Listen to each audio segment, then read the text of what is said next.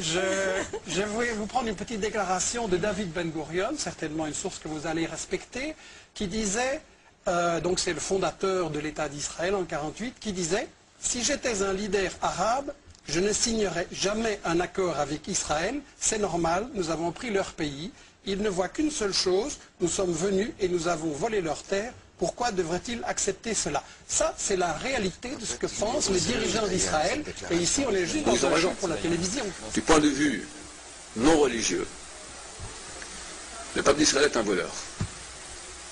Il vient par la force des armes, il fait ta, il fait quelques centaines de milliers de réfugiés arabes.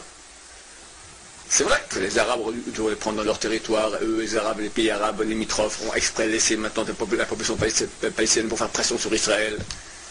Et quelque part, ce sont eux, les États limitrophes, qui sont responsables. Ils ont créé la réalité du peuple palestinien, qui est une chose qui était inconnue avant. Mais néanmoins, il y avait ici une population arabe qu'on a mis dehors. On a dit oui, mais eux aussi nous ont mis dehors. T'as au moins autant de juifs qui ont été mis dehors des pays arabes, d'accord? Moi personnellement mon père vient du Liban, beaucoup d'entre vous d'Afrique du Nord, d'autres d'Irak, d'autres d'Égypte, et ben ils ont été mis dehors, sans avoir le droit de prendre toutes leurs richesses qu'ils avaient sur place, comme les Palestiniens ont été mis dehors. Mais moi je ne joue pas maintenant à la vengeance, tu m'as fait comme ça, alors je te rends. Moi, de quel droit, quelle est ma légitimation d'habiter cette terre? C'est pas ma terre. Non, non, mais c'est faux, mon cher monsieur. Il y a 2000 ans, c'est moi qui étais là. Ah, tu regardes l'histoire. Pendant 2000 ans, tu étais absent. Attends, tu reviens. Ouais, ben j'étais quand même avant. Il y avait les Juifs, après les Arabes, après il y a eu les Juifs, de nouveau. Donc on réintègre nos terres. Si tu me dis comme ça, j'ai dit là, tu t'es trompé. Parce qu'il y a 3000 ans, tu n'étais pas là. Et ton bouquin à toi, ta Torah, le prouve. Vous êtes une bande d'esclaves qui sont sortis d'Égypte. Vous êtes des Égyptiens. Votre père venait d'Irak. Il est passé quelque temps, il a planté sa tente ici. Il raconte que le bon Dieu lui a dit c'est ta terre. Et parce qu'il a planté sa tente, il y a une seule partie que peut-être on peut discuter, le caveau du Marpella. Il y a un petit cimetière minuscule, là, ça c'est marqué que tu l'as acheté. Si le bouquin il est vrai, alors tu as droit au caveau du Marpella. Mais après, tu es une bande d'esclaves égyptiens qui est venue ici, et vous étiez des guerriers. Et puis, il y a une population ici, des femmes, des enfants, 31 rois qui ont été un vrai génocide. 31 rois, dans vos sources, prend Josué. On leur coupe les têtes et tout. Un vrai génocide. Fichez le camp, bande de voleurs. Du point de vue de la réalité humaine, un juif qui habite cette terre est un voleur.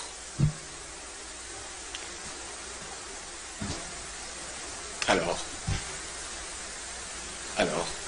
et un jour viendront les peuples de la terre et disent vous êtes des voleurs, et volez une terre qui n'est pas la vôtre.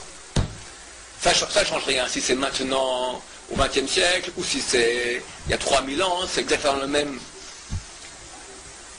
question. Est-ce qu'à l'origine cette terre t'appartient ou t'es un voleur? Réponse, la terre appartient au Créateur, celui qui l'a créée. C'est la régie. Et lui autorisait un locataire de venir ici, 31 peuples. Un beau jour, il leur a dit, écoutez messieurs, dégagez. Et lorsque Josué est venu, il n'est pas venu comme ça tuer, il a dit, vous avez 3 solutions. Ou vous devenez nos serviteurs, ou vous dégagez, ou on fait la guerre, et tant pis pour vous. Et tous ont opté guerre. Non, il y a eu 7 peuples, il y a 31 rois, il y a 7 peuples, le Tirgashi, Chazal disent comme ça, il a fui, était là en Afrique. Et dans les écrits archéologiques, on a une stèle qu'on a trouvée dans la région de Carthage qui dit « Nous sommes le peuple Girgashi qui avons fui Josué ben Navé le brigand ». Dans les écrits byzantins, il y a un témoignage sur une stèle pareille qu'on a retrouvée dans la région de Carthage. Quoi qu'il en soit, la seule légitimation pour un juif d'habiter cette terre, que Dieu nous a donné cette terre, la terre promise à Abraham, la terre promise par Dieu à Moshe, au peuple d'Israël. Sans ça, il faut prendre les bagages et partir. Vous me direz, les Américains aussi, ils ont piqué une terre qui n'est pas la leur. Ils ont mis tous les Indiens dans les réserves. Et les Français aussi, ce n'est pas des Français là-bas, ce sont des Francs, des Tartares. Donc ils sont venus des Indo-Européens, ils Ils ont liquidé nos ancêtres les Gaulois. Hein, nos ancêtres ne sont pas les Gaulois. Les Gaulois ont été liquidés par les Francs, sont des Français maintenant. Et Italiens aussi. C'était je sais pas, les Gauls, les Ostrogoths, les Visigoths, qu'est-ce que j'en sais, d'accord? Tous les barbares qui sont venus d'Indo-Européens et ont conquis l'Europe. Moi je dis je m'en fous. Les autres sont des voleurs, moi je ne peux pas être un voleur.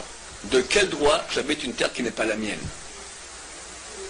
La seule légitimation pour un juif d'habiter cette terre, c'est la Torah. Sans ça, tu dégages, t'es un voleur. Vous avez vu les colons israéliens, par exemple, en Palestine? Les mecs, ils s'amènent avec leurs bouquins, ils arrivent dans le désert. Tiens, Mokhtar, tu peux venir, s'il te plaît? Parce que je voulais te... Tu as vu? Tu connais ou pas? Non, mais la page 15, tu l'as lu ou pas? Oui, c'est pour ça, je voulais que te le montrer. Regarde. Alors, eh ben, ah oui, si tu ne lis pas l'hébreu, alors, hein? Eh ben, c'est-à-dire que de là jusque là, c'est chez moi, là.